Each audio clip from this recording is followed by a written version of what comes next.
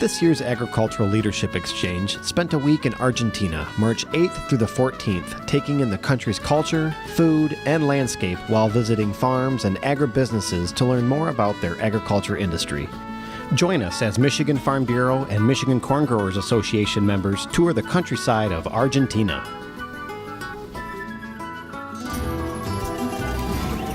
After 12 hours of flying, we landed in Buenos Aires and started off the trip meeting with MISAR, the Argentinian Corn Growers Association. Their president, Marcelo Morelli, shared with us how their corn industry is structured. We learned that Argentina's corn harvest has increased 62% in the past 5 years, and the corn value chain represents 3.3% of the country's total GDP. After the meeting, we jumped back on a bus and participated in a Buenos Aires city tour. Buenos Aires is the capital and largest city in Argentina with over 2.8 million people. The streets in many parts of Buenos Aires are organized much like New York City with grids. During our tour, we made many stops, including Florella's Herenica. Built in 2002, a mechanical flower that opens and closes based on the time of day. It was a gift to the city by the Argentine architect Eduardo Cantilano. Our next stop was Recoleta Cemetery, made up of 14 acres built in 1732. It contains graves of many notable people. In 2013, CNN listed it among the top 10 most beautiful cemeteries in the world. We ended the tour visiting Cathedral of Buenos Aires. It is the main Catholic church of the city, and its history is a long and turbulent one. Since the first chapel on the same site was constructed in 1593, under the orders of the city's founder, Juan de Godoy, the building has been redesigned and rebuilt 7 times. The last construction, the one that we see today, was started in 1752, but not completed until the mid-19th century. And we couldn't visit Argentina without experiencing a live tango. The evening dinner show highlighted Argentina's food and culture with exciting music and dance. Its origin is not clear, but it is thought that the dance originated in the late 19th century in the working-class neighborhoods of Buenos Aires.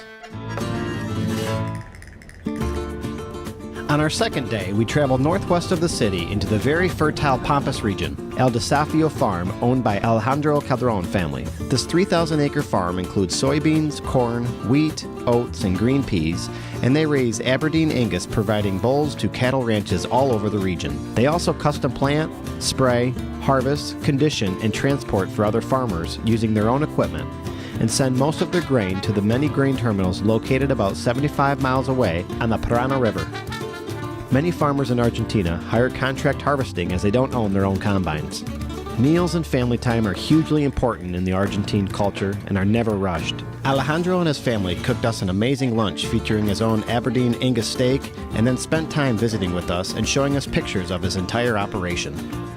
All agree it was the best beef we ever had.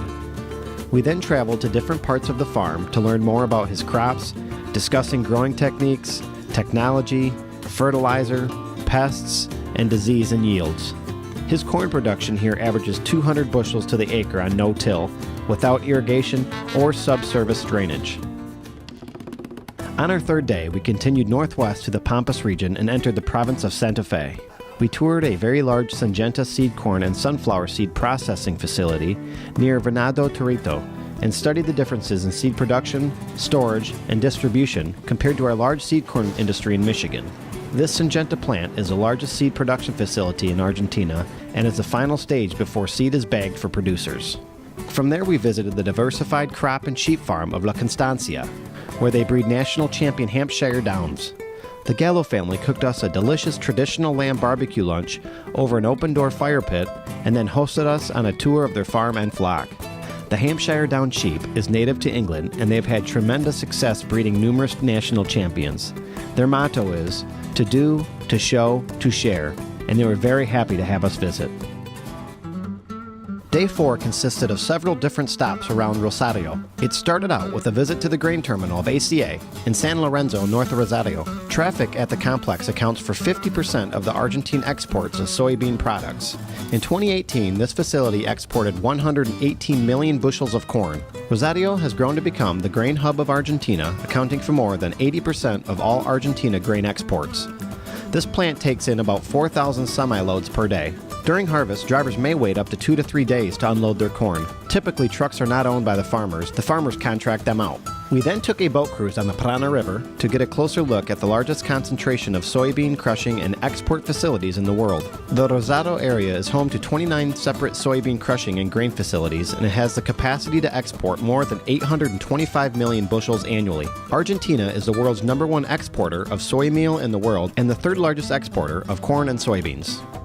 The final stop of the day was the Rosario Board of Trade, the most important grain exchange in Argentina. The physical grain market is the most important in Argentina in terms of its volume of operations and provides reference prices for the national and international markets.